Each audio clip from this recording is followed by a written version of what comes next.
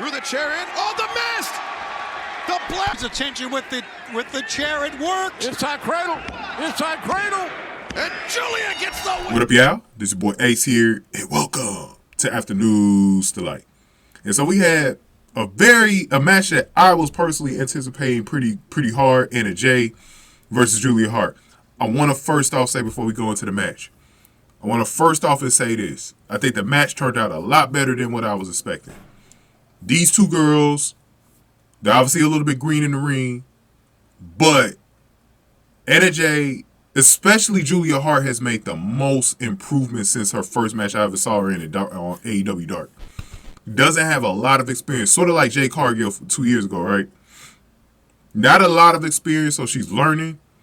But anybody who's truly been watching like AEW Dark and stuff like that, you see how much Julia's improved since last year, where she made her debut on AEW Dark. I think it was either Dark or Elevation. Can't remember exactly which one, but since then, she's made a lot of improvements. I came into this match like I think some of these AEW stupid fans in the community didn't come into, like, for anybody to say this match was not good, you gotta sit yourself down somewhere, because where are you at in your evaluation where you can even say something like that and have a straight face? Were you really expecting a Charlotte versus Rhea match? Knowing, first of all, well, it's Anna Jay like 23, 24 years old, and then Julia Hart's only 21. She barely, from being a teenager.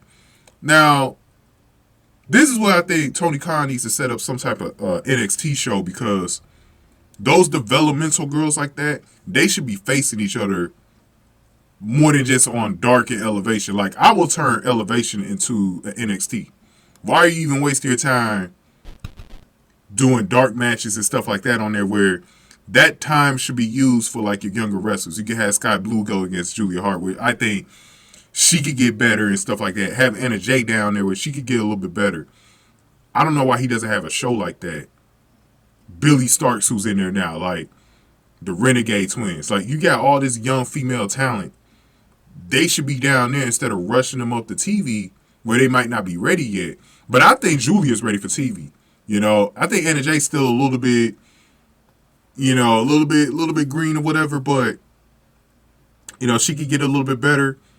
And for the most part, like, some girls are just ultra talented coming into, in the ring, like a Sky Blue or something like that. But for me, where Anna Jay and Julia Hart have their things capitalized at, I think they're way better on the mic. And if you've got that in your pin pocket, because that's usually something that the in-ring wrestlers work for, to get better on the mic. So it's always usually either one or the other. And I think Julia's gotten really good. And the two best, I would say that this is one of Anna Jay's top 3 matches, because the 2 other matches were gimmick matches. Those were street fights. I think the year before Street Fight was a little bit better that she was in. The one with, I think it was Penelope Ford and the Bunny, where she was teaming with Ty Mello. She teamed with Ty Mello in both matches, but the one year before was a little bit better. This one where she injured her ribs, this one was a little bit more sloppier, but I still thought it was a pretty good match for Anna, though. It was still a pretty good match. Just had a bad spot, and that's it. Wrestlers are going to make mistakes here at times, but yeah, I wasn't expecting anything like super special. I wasn't expecting, on a smaller level, Jamie Hayter and Riho this week. Like, come on. Like, I wasn't expecting that. But I thought that they did a pretty good job. So let's see how this match went. So we were back from the break. Hart fired up and kicked Jay. Hart landed a standing moonsault for a 2 count. Jay came back and slammed Hart for a 2 count. Jay worked a sleeper hold, but Hart worked her way out and landed a clothesline. Hart hit a back elbow and placed Jay at the top rope. Hart went for a suplex, but Jay countered until Hart flipped off the top. Hart landed a moonsault from the top for a near good fall. Jay went for a Queen Slayer and ultimately got it. And Hart rolled to the outside, which meant both women rolled to the outside. And Hart sprayed some mist into Jay's face and rolled up Jay, and that was it. So, and I hate roll-ups. Like, this is the second roll-up I've seen this week. The other one was Indy Hartwell on Zoe Stark. It makes a little bit more sense when the heels do the roll up. And in this situation, both girls are heels, so I guess you could do it. I would if Anna Jay had won, that finish makes a little bit more sense because Anna Jay's just trying to get out of Dodge, right? Whereas I would have liked for Julia to hit her finisher on her, but maybe because they're setting up for another match between these two. But these two just having the match is really good because I think this is going to help out Anna Jay too, to have someone that's more on her level as far as skill rise in the ring. And I think they're going to build up their chemistry. They're going to build up their chemistry, and that's one of the faults in AEW right now is that you have these random matches too much, where you don't see girls facing each other more than once, or even just not even just the girls, but the men too. You don't see sometimes. I mean, sometimes you don't really need it when you got two skilled wrestlers in there. But if you get somebody like look at Jamie Hayter and Riho, they faced off before back in the fall, so they got their chemistry way down.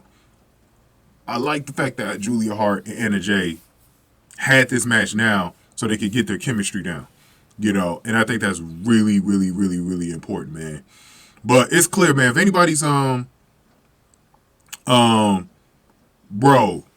Julia Hart again, night and day with her ring skills. Like, for those of you, I'm gonna tell you this. For those of you who are critical of this match in a negative light, go back and watch her first few Dark and Elevation matches, and then go back and watch this one. You will see a day and night difference. And most of the time when people talk that crap, they don't watch Dark and Elevation. They just watch the main shows. This is probably their first time even seeing Julia Hart in the match, right? So they don't know how far she's come in the ring, right? They don't even know how far she's come in the ring. And I know Anna Jay's been getting blasted for a while now with her in-ring ability, but like I said, it's a bunch of nerds in the community and stuff like that. And everybody comes in my comment section on that BS. You might get lit up by me, so don't be surprised if you get lit up by me. You're gonna get lit up by me. So I don't go for that BS, man. But yeah. I like this. I like this, and I hope Julia continues to use the mist and all that stuff. I think she's. Whoever she's getting trained by, she's getting trained pretty good. I think within a year, she's going to be even more polished, with some more work in the ring. She's going to be even more polished. And we'll see with Anna Jay. Anna Jay's only 24. She's got a long ways to go too, man. But interesting stuff. Let me go to my poll. So I put up a poll on Friday asking y'all who's going to win this match. Let's see how many votes this one got. Oh, nice turnout. 789 votes. Asked y'all who was gonna win. Y'all had Julia Hart. 40 likes. Thank y'all for participating in the poll, by the way. 76% to 24%. So a lot of y'all knew that Julia Hart was going over. I thought so too, because it's her first TV match. There was no way I could see Julia Hart losing that match. Like, there was just no way. So this was a pretty good opportunity for her to win, and showcase her skills that people haven't really seen yet. So I thought they did pretty good, man. And like I said, that's mindless crap that some of the fans were harping on. Like to go after young wrestlers like that. Like, what are you doing? What are you doing for real? Like, what are you doing with your life? You know what I mean? Like how are people supposed to get better if you're gonna sit up there and act like you're gonna see a Charlotte versus Rhea match every single match from the women's division, especially from two. They're not even in their mid-20s yet, man. Like, are you kidding me, man? Some people just goofy and nerds. Like some people say in the community all the time. Goofy and nerds. And if you rock like that, you probably don't need to be on my channel, man. You probably need to go ahead and unsubscribe, bro. Because I don't deal with geeks and nerds. So, yeah, man. Thank y'all for watching, man. Go ahead and hit the like button for me. Give me your thoughts, man. Hit the like button, though. Share the video. Subscribe to the channel, especially if you're new in the zoo. Thank y'all for watching. After News to Light.